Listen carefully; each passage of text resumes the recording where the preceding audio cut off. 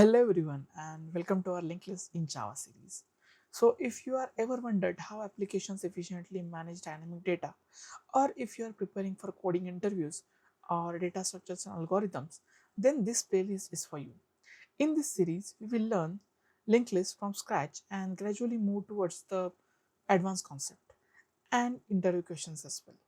So today, in the first video, we will cover what is linked list, then why do we need linked list, then why linked list is better than arrays, and at the end we will see the some real life examples of linked list. So this is gonna be our today's agenda. So without wasting any time, let's get started. But before that, if you are new to the channel, make sure to hit that like button and subscribe to this channel for more such awesome and informative programming videos. Yeah, let's start it now. So let's understand what is a linked list. So a linked list is a linear data structure where elements are stored in separate nodes. If I show you how we can visualize it, so here you can see each node in linked list contains two things. First is a data, we can call it as a value as well, value of that particular node, and it also saves the reference to the next node. So in this visualization you can see, suppose these are the four nodes of our linked list. First we are having value. In first node we are having 10 as a value.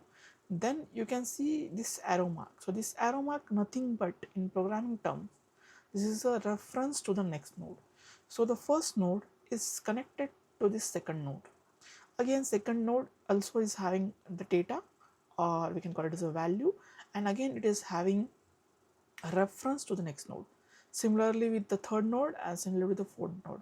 In the fourth node you can see there is the reference to the next node is null because there is no next node present. So fifth node is not present. So if there is no node present at the end of the linked list, the reference to the next node or reference to the last node is null.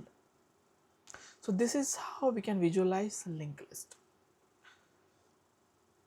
So as we discussed, so this is a like a structure of a node. So in the previous slide we saw how we can visualize a linked list. Now let's see each section of a linked list. So linked list is a like a combination of multiple nodes. So if I show you how each node looks like, so each node is consist of data. First thing is data and a pointer to the next node, or we can call it as a reference. So this is how your one node or one separate node can be described. Here you can see data is there, or value, or reference to the next node. So this is how a structure of a node, or you can say when we will deep dive into it, when we will create a node class while implementing the linked list, at that time you will come to know why we are taking these two things. And so this is gonna be the Java example. So this we will be seeing in the subsequent videos. You can ignore this as of now because this is a data example. First we will go through the theory part as well. This is just an introductory video, so I'm not covering theory here, but we'll cover the theory in the next video. So but you can keep in mind, you can make a note of it, the Java example of how node we create. Then let's understand why do we need linked list, because there are a lot of data structures available. Like basically if you have seen array, so array similarly works like linked list. But why don't we use array and why we are preferring linked list? The first size is dynamic size. So in array, so you might have aware that whenever we declare array of a definite size. Suppose if I am declaring an array, int array is equal to new int, and in the brackets I will give the size of the array. But in linked list it is not required. So in linked list you can there is no need to allocate the size to the linked list.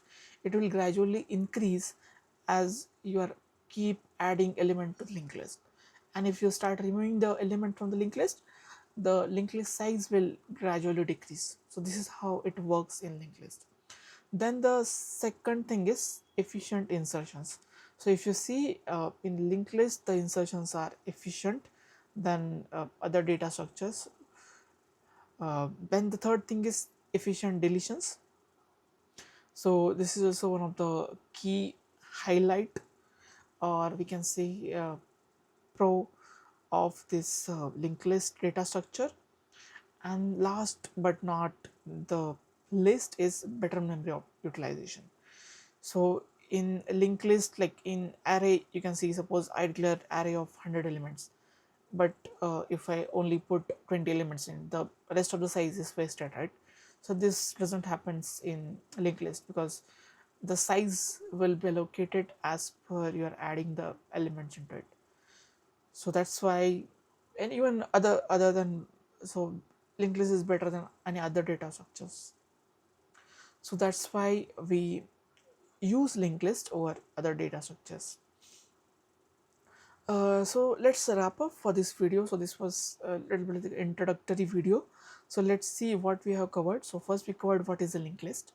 Then we covered how a structure of a node looks like. We have two things in a node. First it's data, and the second thing is reference to the next variable. Third thing we covered why linked lists are needed, why it's better than other data structures. Last thing is real world applications. So if you have used your browser, when we move to the next window and again we come back to the previous window, so there you will see the linked list implemented. Even if you are seen any music applications where you move to the next song and again you come back to the previous song, so this is a good example of linked list where you store reference to the next element and reference to the previous element. That, so music player or this when you say browser web pages or windows, it's like a doubly linked list kind of a thing, but it's a similarly. So in the future videos we'll see all types of linked list. So let's see what we will be covering our next video. So first thing we'll be covering is we will be understanding nodes in Java, and we'll understand what is node, then how we can create a node class in Java, then how we can write a data and reference variables, how we can update them, and in the next video we will build our first linked list. So stay tuned for this.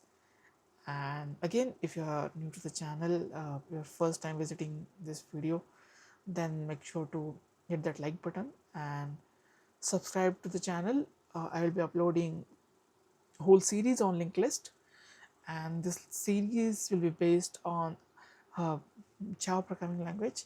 It's not only that I will be showing the PPT, I will be showing you the code as well, and even for better explanation I have the explanation screen is as well ready with me. I will write down all the things, I will try to explain as much as I can. So that's it for video. So this was like a small video showing what is a linked list. So yeah, let's meet in the next video. I will try to upload videos on constant basis, like a daily one video. So let's see how it goes. Make sure to again stay connected. If you are having any doubts, you can put into the comment section. I will try to reply to the video.